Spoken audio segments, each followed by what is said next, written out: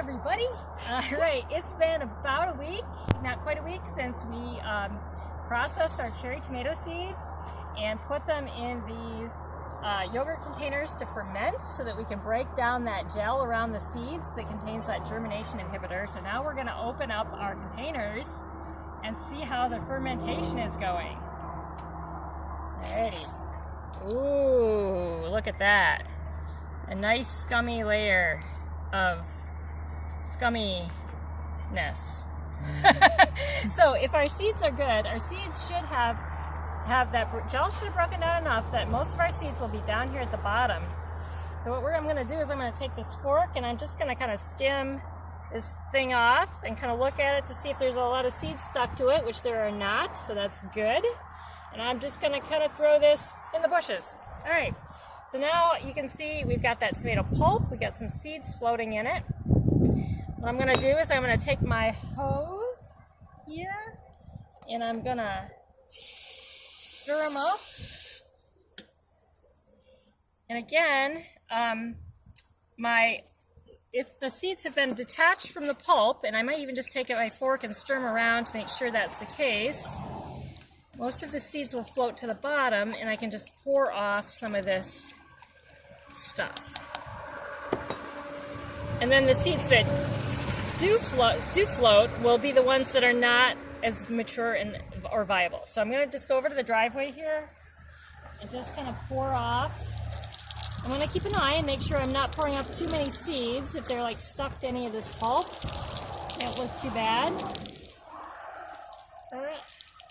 So now I see some seeds there, so I'm gonna do a little bit more water in them. Water in here. When I'm doing full-size tomatoes and I don't have all this pulp in it because I've just squeezed out the gel instead of blended up the tomatoes, this stage is actually even a little easier because I don't have all this pulp I need to get off. There we go. Most of that's coming off. Let's see what we got in the bottom here. There we go. You can start to see all those seeds down in the bottom. I'll spray it off with water one more time here. Well, probably more than one time. But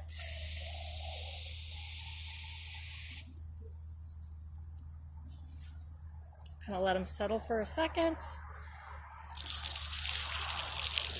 It's good to do this in the driveway, so there we go. See those? We got a nice collection of seeds there. So what I'm going to do is I'm just going to rinse them a few more times till I really get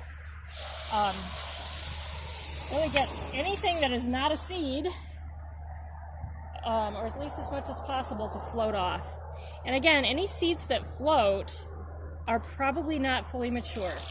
And that's fine, so just pour them off, let them float out, because you don't really want those seeds anyway. Got just a little bit of tomato skin left in there. I'll do one more time, but then we can actually separate that out when we dry it too, so don't worry too much about that.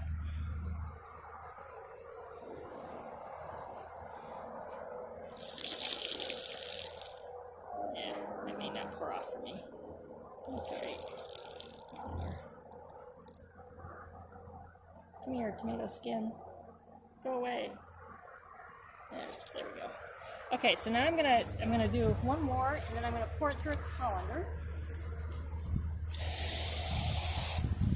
All right. I got my strainer, and I'm just gonna pour this through the strainer.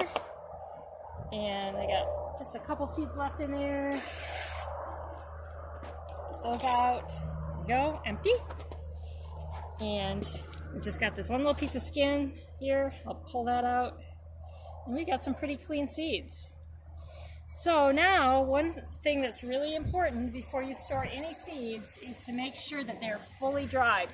Because if you put seeds that are damp or moist in any kind of sealed container, they're going to mold. And so we want to make sure these are really dry. What I like to do is I take that paper towel that I had on the top of the container and I kind of rub it on the bottom of my strainer. That is a good way to get some initial water off these seeds, kind of bounce them around a little bit. And then I put them out on a paper plate. You can see that I have labeled plant number 3. That was the third one in the row. It has red fruit, and we thought it had pretty good flavor. So this description was on our was on our yogurt container. It's going to go onto the plate, and then when I put these seeds in an envelope, this description will follow it all the way through the process. And that way, next year, I will know what they are. So I just like to, I like to kind of spread these out a little bit. You can do it with a fork, you can do it with your finger. You know, otherwise they kind of clump together, and I think they dry, well, they'll dry faster. You spread them out, and they should feel, they look pretty clean. They don't feel slimy anymore. That gel is kind of off them. And then I will just set this on a, in the shade somewhere in the house, like on a table or windowsill. They shouldn't, they smell a little tomatoey, but they don't smell stinky anymore. This did smell pretty stinky. So, and then once they're fully dry, and I can kind of test that, you know, with my finger, I'll break them apart, make sure they're fully dry. I can put them into some seed envelopes, some coin envelopes, and put them into storage or into glass jars or whatever. So, so that's the process, the next step in the process of cleaning tomato seeds.